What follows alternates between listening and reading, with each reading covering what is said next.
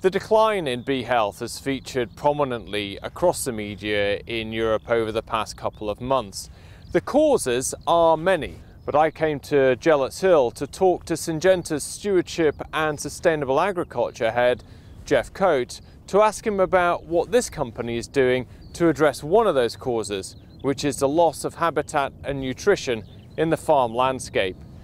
Geoff, tell me, just how important are pollinators to a company like Syngenta? 80% of European crop types need pollination services. Pollination services gives us a crop.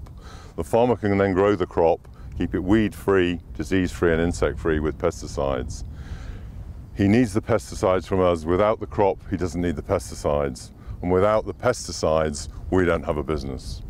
So how does a scheme like Operation Pollinator help bees? Well, it actually puts back into the landscape the vital pollen and nectar that all bee species and pollinators need to actually complete their life cycles. It's basically bed and breakfast for pollinators. It's food for wildlife while we grow food for us in the same field. What have been the key achievements of Operation Pollinator over the last 10 to 12 years? Well, the last 12 years have been really successful. We took the basic science from Centre for Ecology and Hydrology and the BUZZ project, and we implemented that between 2005 and 2008 in the UK. We trained over 700 farmers, and they sowed over 1,200 hectares of the mix, and we saw some phenomenal returns in bee species to the landscape. In particular, some very noted species that were thought to be very rare, which was tremendous. Then in 2009, the company asked me to take the project into Europe, which we did. We selected six countries initially. We're now running up to 16 countries, from Portugal in the west right the way through to Greece in the east.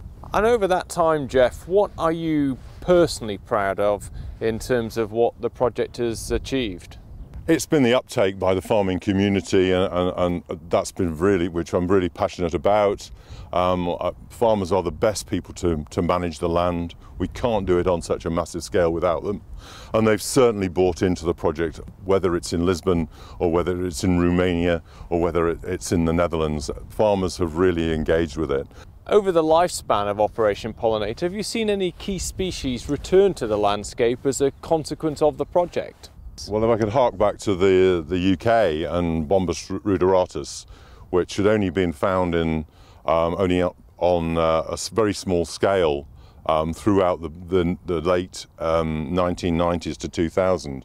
And when we saw these habitats through the agri-environment schemes that reappear on our landscape, suddenly there was a massive increase of numbers from the monitoring that we did and the monitoring that independent organisations such as the National Biodiversity Network.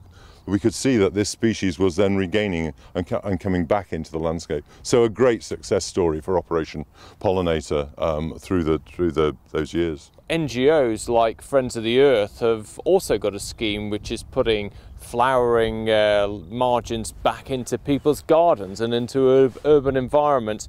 Is there an opportunity, do you think, for a company like Syngenta to work with Friends of the Earth and to take that project forward?